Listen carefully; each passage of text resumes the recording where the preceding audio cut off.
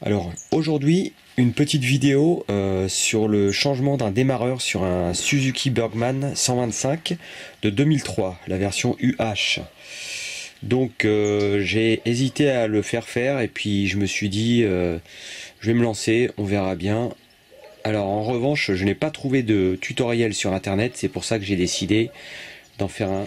Donc voilà, déjà en premier, sous le marchepied droit, on a la batterie.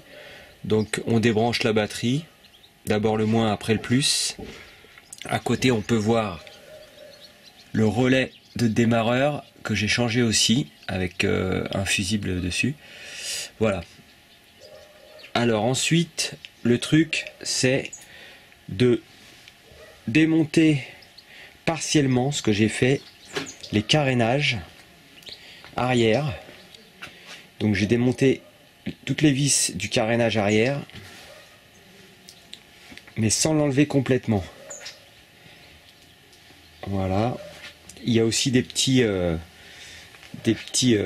serflex, pas des serflex, mais des petits pitons en plastique qu'il faut faire sauter avec un tournevis. Voilà. J'ai aussi enlevé la selle. La selle, on peut voir, il y a 3 vis en fait sur la charnière de la selle. Il n'y a que 3 vis à enlever une fois la selle ouverte et la selle s'en va toute seule. Et ensuite, en écartant les carénages en plastique, sans les démonter complètement, hein, sans les démonter des côtés, on peut sortir le coffre sous la selle. Alors bien sûr, il y a des vis à enlever, hein. Il y en a 1, 2, 3, il y en a 4 je crois, de souvenirs. Bon, de toute façon, il faut les enlever toutes. Et ensuite, on peut arriver en écartant le carénage à sortir le coffre. Hop. Donc, on peut sortir le coffre. Alors, ce que j'ai fait, moi, c'est que j'ai pas débranché le câble de la lumière de coffre. C'est pour ça que j'ai posé le coffre à l'envers sur l'arrière du carénage. Voilà. Donc, première étape. Alors ensuite, la difficulté au départ, c'est que le démarreur, il est situé carrément en dessous, ici, en dessous cette grosse plaque qui fait partie du châssis. Donc à voir comme ça, on se dit c'est impossible à démonter. Et j'ai réfléchi longuement avant de me lancer. Mais voilà ce que j'ai fait. Alors le truc, la seule solution pour sortir le démarreur, c'est de bouger le carburateur. Donc voilà le carburateur. Donc j'ai enlevé cette vis là pour la grosse durite d'air. J'ai enlevé celle-ci qui me gênait aussi avec une petite pince simple, hein. On défait la durite, c'est pas très compliqué. Et la même chose de ce côté là sur cette petite durite. Donc une fois ces trois là enlevés, on les met de côté, on essaie de les repousser un petit peu. Et ensuite la seule solution c'est de défaire le carburateur ici, avec ces 2 vis seulement, au niveau de la pipe d'admission.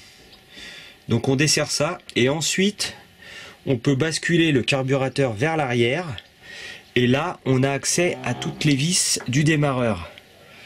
C'est-à-dire, là on va pas les voir forcément, mais il y a une vis ici à enlever, un petit tournevis,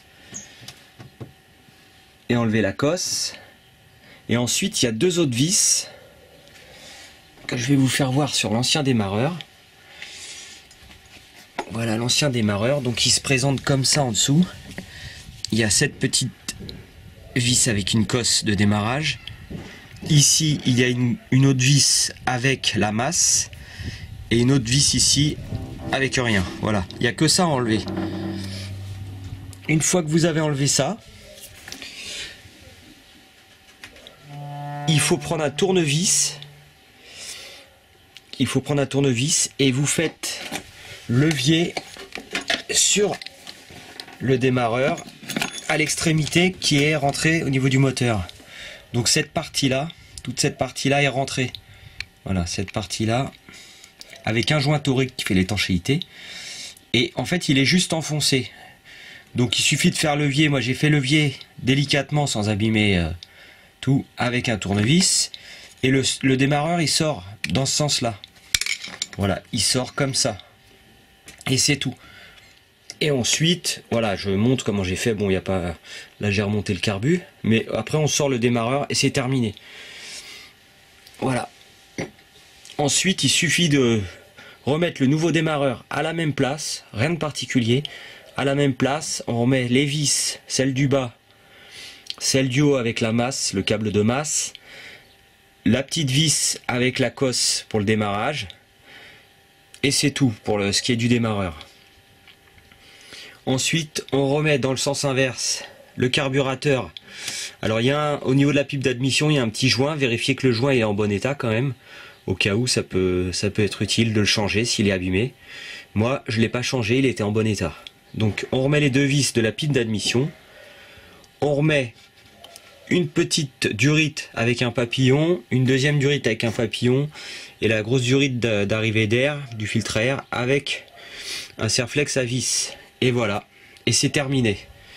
Donc au départ, j'avais peur de le faire parce que ça semblait compliqué, mais en enlevant le carburateur comme ça se fait tout seul. Et ensuite, batterie bien chargée, j'ai mis un coup de clé, ça a démarré direct. Voilà, c'est tout pour aujourd'hui. J'espère que ça vous aidera. En tout cas, moi, j'ai dû me lancer car j'avais trouvé aucun tutoriel pour changer le démarreur sur ce modèle de Suzuki Bergman de 125 cm3 et de l'année 2003. Voilà, j'espère que ça vous servira. Et en ce qui concerne le remontage du reste, les carénages, tout ça, tout dans le sens inverse. Voilà, bonne journée, ciao.